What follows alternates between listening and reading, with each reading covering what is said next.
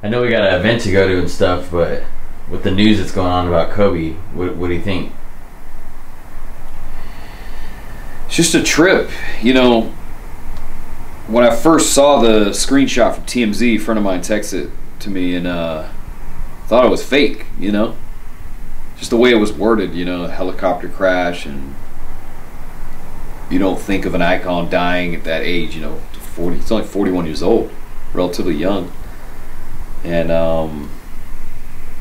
yeah, I guess I'm kind of speechless and don't even feel like really going to the event at all.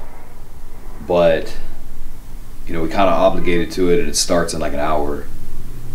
So I guess we still got to go make the best of it. If you could take a moment and speak about what Kobe Bryant meant to you. Professor Live.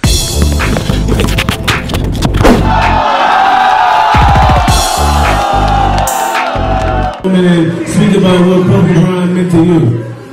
Yeah, Means to you. What Kobe Bryant means to you. absolutely. I mean, just greatness, period. I mean, he was the second coming of Michael Jordan. And I remember I wasn't even a Kobe fan when he first came on the scene because I was such a big Michael Jordan fan. But then over time, you just had to respect it, you know. And then I always liked Kobe too because he had a crossover. He was like Michael Jordan with a little bit more flair. I ended up meeting Kobe Bryant, I think, in about 2009. We both did a Panini photo shoot and then hosted a camp. Had a brief conversation about never forget that, regardless if he passed or not. But yeah, just shocking news. I mean, even this morning, waking up, you know, seeing the news and social media, like such a down moment. You can feel it in the air. I almost didn't want to come up here for real. Yeah. So I wasn't gonna back out on that because we committed, but yeah, but we gonna show him love in the process as well, man. What's going on, Live fam? Sure by now everybody on earth day near has heard about the passing of Kobe Bryant, and across all my social media platforms people wanted me to express my thoughts on his passing, and really hard to come up, you know, with the right words or what to say in times like this, because it's so shocking. Like I remember, as you just saw in that clip, you know, when I first saw the news I thought it was fake. It's such a huge loss to not only the basketball world, but just the world in general. And then just the fact that, you know, he passed with one of his daughters, like it's so crazy. And then he has other daughters, his wife's still alive. It's just, man, it's beyond words. I can't even put myself in the family's shoes, you know? Like it would be really hard for me to even imagine what they're thinking right now. Like me personally, I lost my best friend, rest in peace, Escalade, in 2011. And then I also lost one of my super close friends. He was my security guard in a couple years after that. And even just to be a super close friend isn't quite the bond that you have as a family member. I think it's an incredibly hard loss. You know, I picture Kobe as one of the best players to ever touch a basketball. As you guys have always heard me, I said that Michael Jordan's the GOAT. But if somebody thinks that Kobe's the GOAT, they're not crazy. You know what I mean? That's for sure. They're not crazy to think that Kobe Bryant is the best player to play the game. I mean, there's valid arguments for that. One thing I appreciated also about Kobe was his work ethic was insane. That was always inspiring for me. You know, in my basketball tenure, just reading about the legendary workouts and hearing about it from mutual friends that Kobe and I both had. Some I appreciated. Also, just what he brought to the game in general, night in, night out. How clutch he was and all those amazing, inspiring moments. The athleticism, the skill level. I mean, we just talk about sheer game forever. Like that's just don't even make no sense. What his impact was to basketball. But then also, you know, the fact that he was really involved with his in his family's lives. You know, his daughters, namely. You know, coaching them in AAU, and recently purchased, you know, the whole Mamba facility out Thousand Oaks out here in LA, and really being present for that and really in his daughter's lives and taking a lot of pride in it. I remember I watched him on one of the late night talk shows, and he was just talking about, the whole thing was about how he's coaching his daughters, and that was kind of shocking because you knew Kobe during his playing career was like this really cutthroat, you know, no filter, say it how it is type dude. He's like real hardcore and super serious about his craft, which you have to be, but you saw a different side of him after playing basketball, and it looked like he had really evolved, and there was a lot of humility and really a family man, and he was kind of like owning this new season of life. And Then he got the Oscar, or excuse me, then he won the award for his movie project that he did, and it almost looked like this second half of his career was going to be just as successful as his playing career, like just in a whole new way. So I really appreciated like the evolution of the man, Kobe Bryant, also, not just the hooper. So those are some things that stood out to me, just in being an observer and a fan the last few years. So I only, as you guys saw in that picture with me and Kobe, I actually only met him once in 2009, and we had a brief conversation for about 5-10 minutes. I can't even remember the full conversation, but I remember, I'll never forget, you know, just the fact that like he knew who I was. That tripped me out, because like he was larger than life at that time. And when we chopped it up, you know, it wasn't, you know, nice to meet you, what's your name? It was like, Professor, you know, good to see you, you know, and then a little more small talk. It was all so fast, it was chaotic, a lot of fans on site and stuff. And then we had a photo shoot for Panini trading cards that same day. And then I was hosting a clinic that was on site, but it was like really close to where he lived. Those are kind of like my thoughts on Kobe just in general. With this whole passing, I'm speechless, you know. It's really hard to come up with the right, you know, stuff to say during this, but I think one thing we all can say is that Kobe was just amazing. I mean, impact of the game was incredible. But I would say also, join me in, you know, just praying for the family, for their strength, you know, physically and emotionally, and their comfort during this time. You know, that's what I've been praying for. Aside from my thoughts, I decided to break down my favorite top 5 Kobe Bryant moments. There's not gonna be his top 5 accomplishments, you know, and there's a million moments that we could go through, but these are the ones that like I remembered most, that were kind of like my favorite moments during his career. So without further ado, let's get into it. All right, at number 5, I had when the Lakers played the Pistons in a preseason game. It was actually at UNLV in Las Vegas, and Kobe crossed his defender over right to left, drove the lane, and then dunked on Ben Wallace, who was an incredible shot blocker, rebounder. And I believe this is in 1997. The reason this is my, you know, in the top 5 favorite moments is because A, it's really early on in his career. You don't know too much about Kobe. You know he's gonna be solid.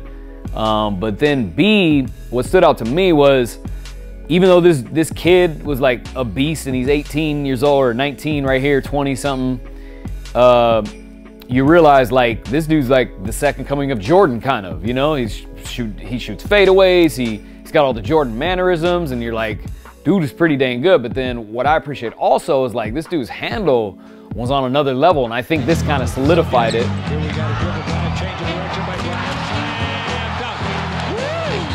I think that's what the fans came to see. If you talk about... All right, at number 4, this is a moment that a lot of people don't even know about. But at some point early on in Kobe's career, his first like 2-3 years, he did this exhibition in the summer in the Philippines, and he like played at this mall. And the interesting part was he actually used a bunch of street ball moves. And this kind of showed me that it was no wonder when I met him that he knew who I was, because he probably watched N1 mixtapes. And Bernard King, and number 33, my man, Kurt Reed is the center. My starting team.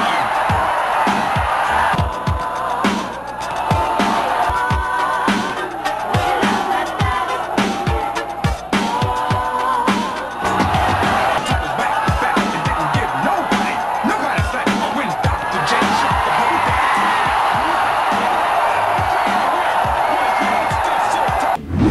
All right, number 3, this moment right here is legendary. It's probably on everybody's top 5 Kobe moment, I would assume, but man scored 81 points in one game. That's crazy. Of course, at this point, hitting the wall halfway through nights of the season. The other night, in fact, his worst shooting night in a month.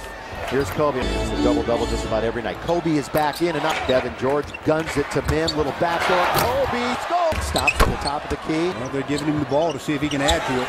Yes, he does. Now, that tells you what the Lakers are doing defensively. Kobe, still 6.5 to play in the third. He pulls up for a 3. With it now, Lakers lead 105-96. Another 3. Elgin Baylor's Laker record. For 3 again. Yes. Started by Mo Peterson. Kobe pump fake for 2. Kobe's do. I see your point, though. Kobe down the middle, for the night at least. Bryant for 80. Would be 18 for 20 from the line. And an 81-point game. 55 in the second half. You got to get him out of the game. All right, at number 2, I got the moment that Kobe Bryant won a championship without Shaq. Now, this is a big moment for Kobe. A lot of people don't remember there was a lot of criticism of Kobe because he won those first few championships with Shaq, and a lot of people were saying that he couldn't have done it without him. So him winning this championship in 2009 was huge for his legacy. And I remember watching every game of the series.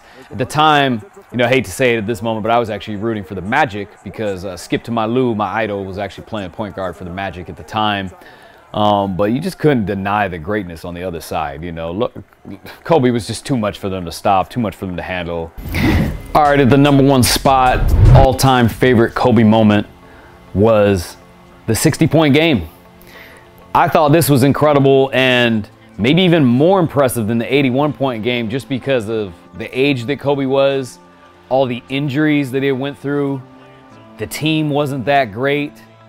And then, like, this is his retirement game, and he goes out, like, so epic, scoring 60 points. I remember watching this game from front to back, and, again, it's just incredible. It was, like, sheer willpower. You know, a lot of people talk about developing your skills of the game, but it's really about the heart, you know, of the game that's going to dictate your performance. And this was just, like, you know, incredible, and really, he was already going to be a legend, but this just solidified his whole run as just beyond legendary. I don't think you can ever forget the way he went out. You know, I've never seen an NBA player go out quite like that.